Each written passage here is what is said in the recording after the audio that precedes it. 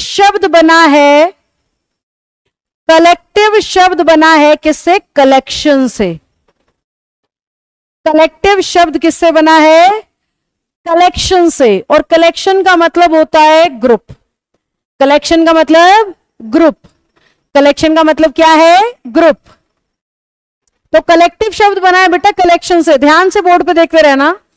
इसमें ना बहुत सारी अलग अलग चीजें होंगी। देखो जैसे मैंने कॉमन नाउन में किया था कल, वैसे ही कर रही हूं। इसमें बहुत सारी अलग अलग चीजें होंगी, पर सबका नाम एक ही रख दिया जाएगा।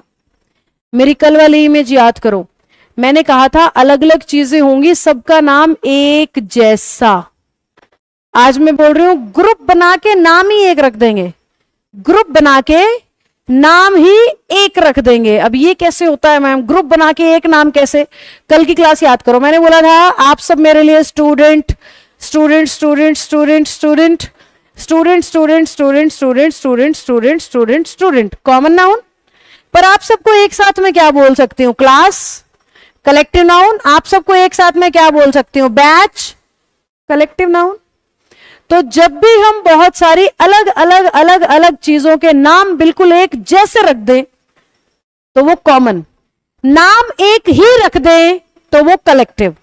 कलेक्टिव नाउन एग्जामिनर भी पूछता है कैसे? एग्जामिनर कहेगा अ डैश ऑफ बर्ड्स, बताओ बर्ड्स के ग्रुप को क्या कहते हैं? तो हमारे बच्चे को यह पता होना चाहिए बर्ड्स के ग्रुप को फ्लोक कहते हैं। अब यही क्वेश्चन सीजीएल में आएगा तो कैसे आएगा? ध्यान से देखना, थोड़ा सा गहरा चला जाएगा, टाइप यही होगी पर गहराई बढ़ा देगा। क्या बोल रहा है? A dash of flying birds, बताओ क्या होंगे? उड़ते हुए पक्षियों का झुंड फ्लाइट होता है। तो बेसिकली ग्रुप को दिया जाने वाला एक नाम कलेक्टिव कहलाता है। तो पक्षियों के झुंड को फ्लोक कहते हैं और पक्षियों, उड़ते हुए पक्षियों के झुंड को फ्लाइट कहते हैं। हमारा एग्जामिनर इस तरीके से पूछेगा, वो आपसे पूछेगा बताओ मछलियों के झुंड को क्या कहते हैं? बताओ सारे बच्चे, बहुत सारी मछलियां एक साथ है, उसके झुंड को क्या कहोगे? अगर कोई आपसे फिश का ग्रुप पूछ रहा है तो आपको कहना होता है शॉल। अगर वो व्हेल मछलियों का झुंड कह रहा है तो आपको कहना होता है स्कूल। आंट्स के लिए क्या आता है? सीएचएसएल में आया है ये। आंट्स के ग्रुप को क्या कहोगे? पर आंट्स के लिए स्वाम भी आता है। तो आंट्स के लिए आर्मी भी है और आंट्स के लिए स्वाम भी। आप दोनों में फर्क क्या है मैम? स्वाम तब है बेटा जब चींटियां इस तरीके से बिखरी बिखरी सी आपको कई बार जमीन पे दिखाई देती हैं, लेकिन कई बार वो आपको ऐसे दीवार पे ऐसे ऐसे लाइन में, पूरी यूं लाइन में यूं चल रही होती हैं। जब चींटियां ऐसे हैं तो वो आर्मी है, और जब चींटियां ऐसे हैं तो वो स्वार्म है। ये बारीकी एसएससी सीजीएल में ले जाई जाती है। अदरवाइज कलेक्टिव बहुत ज्यादा इंपॉर्टेंट चीज नहीं है, लेकिन कहीं कहीं कहीं कहीं किसी किसी एग्जाम में आपको काम पक्का आएगा। बहुत बार तो कलेक्टिव को ना वो वोकैब में भी पूछ लेता है। तो आपने ये बात अपने दिमाग में रखनी है कि हमें कलेक्टिव नाउन्स को तैयार करना है। जब मधुमक्खियां छत्ते में है, पेड़ पे देखा है छत्ता लगा होता है, उसको इंग्लिश में हाइव कहते हैं। जब उस छत्ते में है तो हाइव है।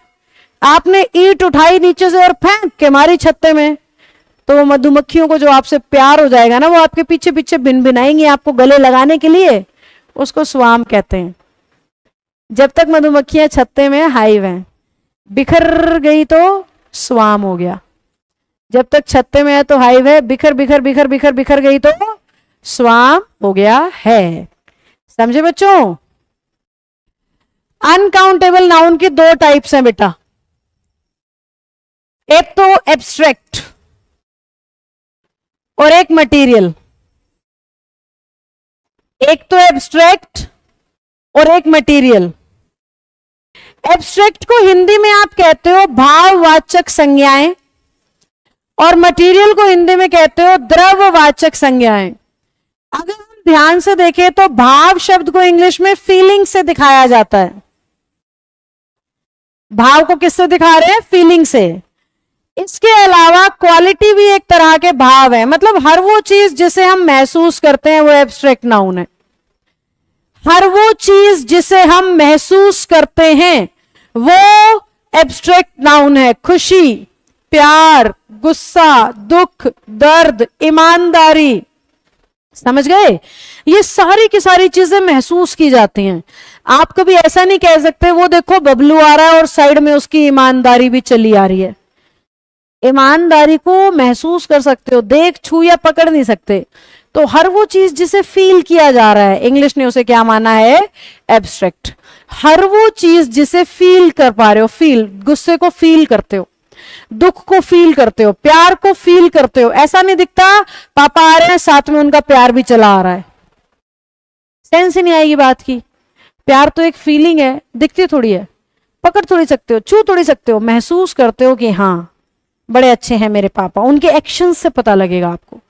तो जहां पे चीज को महसूस किया जा रहा है समझ जाओ वो एब्स्ट्रैक्ट नाउन है। समझ गए?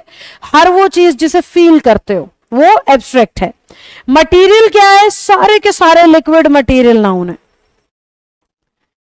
या जिनसे कुछ और बनता है। सारे के सारे लिक्विड मटेरियल नाउन है, या अगर आप उससे कुछ और बना पा रहे हो तो भी वो मटेरियल नाउन है।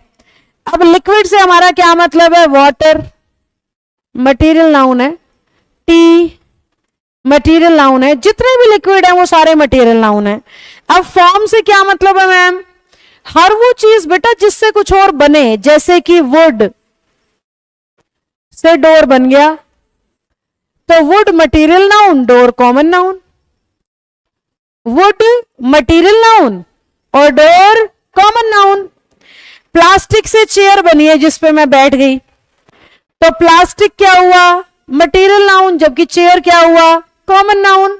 मेरे सामने क्लासरूम में बेंच है, बहुत सारे खाली बेंच हैं, बेंच कॉमन नाउन, लेकिन बेंच बना किससे? लकड़ी से, लोहे से, तो आयरन वुड मटेरियल नाउन।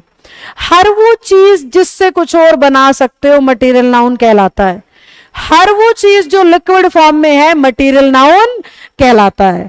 जहां जहां पे भी कुछ बनाना संभव है, जैसे शर्ट कॉमन नाउन है, कपड़े से बनी है, कपड़ा मटेरियल नाउन है। समझे? शर्ट कॉमन नाउन है, बनी है कपड़े से, तो कपड़ा कौन सा नाउन हो गया? मटेरियल नाउन हो गया।